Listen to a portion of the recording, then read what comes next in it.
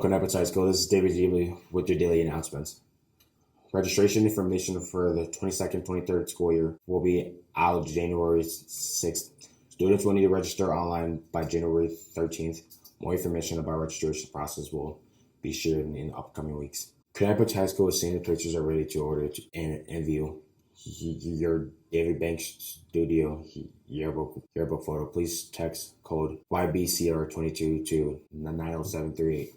Connecticut High School DECA in Connecticut, Minnesota recently awarded the DECA membership campaign, promotional campaign, ethical leadership campaign, and community service campaign for 2021 and 2022 school year.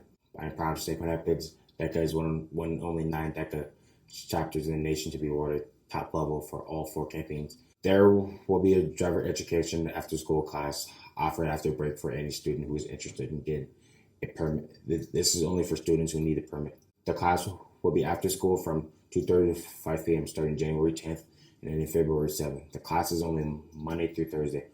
Pick up an information sheet from Mrs. Romano in the main office, counseling office, or room 118.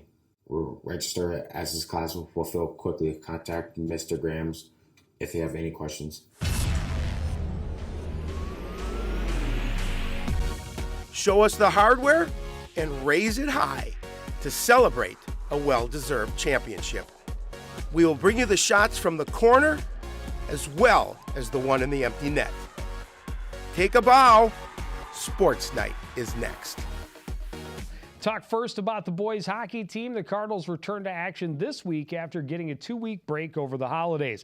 And they went into the break on a positive note with a pair of non-conference wins.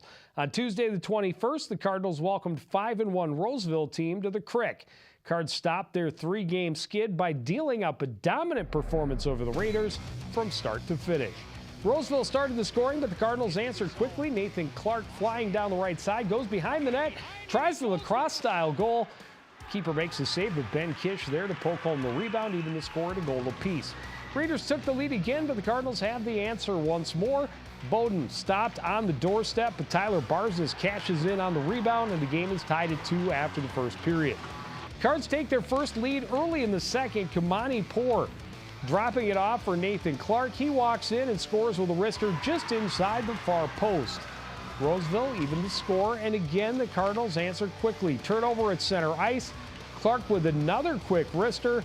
His second goal of the game gave Coon Rapids a 4-3 lead going into the third. That's where they really put the hammer down. Cardinals on a power play.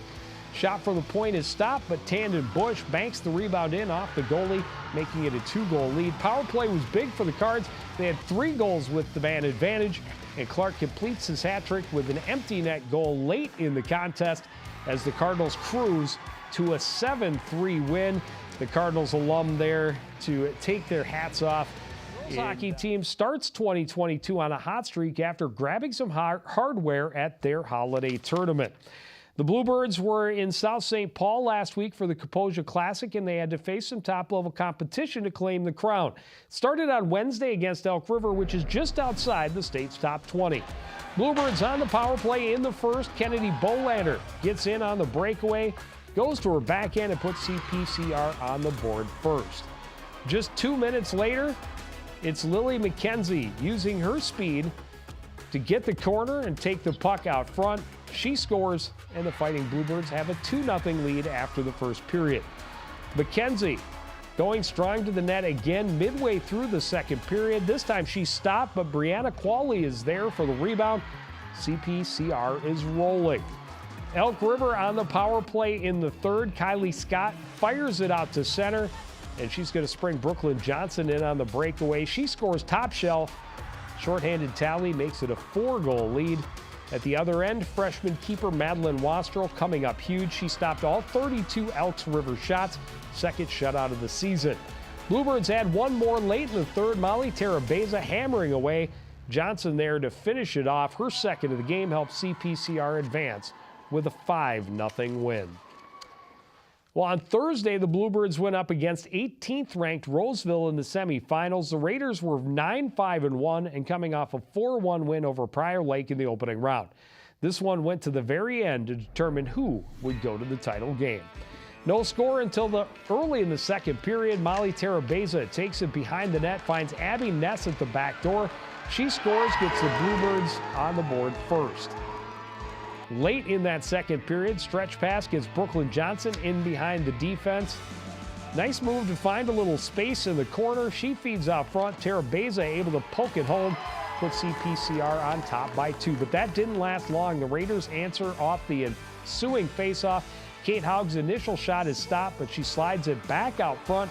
Ruby Eskin scores, and it's 2-1 going to the third period. Raiders even the score just 90 seconds into the final frame. Haug slips a wrister past Boucher to tie it up at 2-all. Raiders take the lead with 5.5 minutes left. Eskin scores a weird one, just sneaking this through the legs of Boucher. Bluebirds were down but not out. They pull the netminder and bring the pressure. Terabeza necks her second of the game with less than 10 seconds left in regulation. It goes through an overtime and to a shootout. Kate Haug starts it out for the Raiders, but Boucher stays strong way out on top of her crease to make the save, kick it away.